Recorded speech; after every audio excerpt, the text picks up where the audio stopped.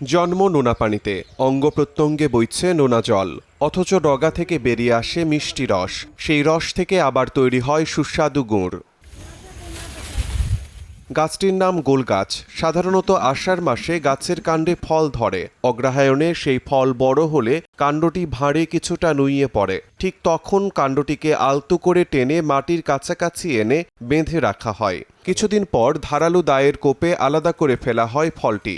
তখন সেই কাণ্ড থেকেই বের হয় সুস্বাদু রস। সাধারণত কাণ্ডের মাথা পাতলা করে কেটে ছোট্ট হাঁড়ি কিংবা প্লাস্টিকের পাত্র ঝুলিয়ে দেওয়া হয়। পরদিন খুব ভোরে চলে রস সংগ্রহের কাজ। এক একটি কাণ্ড থেকে 250 থেকে 500 গ্রাম পর্যন্ত রস পাওয়া যায়। পৌষ থেকে ফাল্গুন মাস পর্যন্ত চলে এই রস সংগ্রহ। প্রায় 6 মাস এটা এরকম ভিড় অবস্থায় থাকে। তারপর এই গোলের ইটে আমরা ফালাই দিয়ে এটা কাটা ধরি।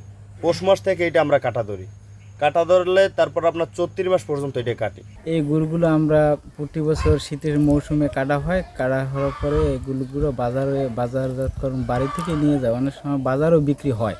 আগে একটু চাহিদা কম ছিল, এখন বর্তমান বাজারে বা মানুষে অনেক বিভিন্ন দিক থেকে আসে এবং দেখে, বিভিন্ন লোকজন নিয়ে যায়, এজন্য এটা খুব চাহিদা। দেশ বিদেশে অনেক জায়গায় এই গুড় নেয়। এই গুড়ের জন্য আমরা অনেক সংসারে অনেক খরচা এই গুড় দিয়ে আমরা চালাই। সংগ্রহ করা তরল রস আগুনে 3 ঘন্টা জাল দিয়ে গুড় তৈরি করা হয়। গুড়ের স্বাদে ভিন্নতা থাকায় দূর দূরান্ত থেকে ছুটে আসেন ভোজন রসিকরা। আমি প্রতি বছর এই জায়গায় শীতে গোলের গুড় কিনতে আসি। এই জায়গার গোলের গুড়ে অনেক সুনাম অর্জন করেছে এবং আমি কিনে নিয়ে যাই এবং আমার আত্মীয় স্বজনের জন্য কিনে নিয়ে যাই।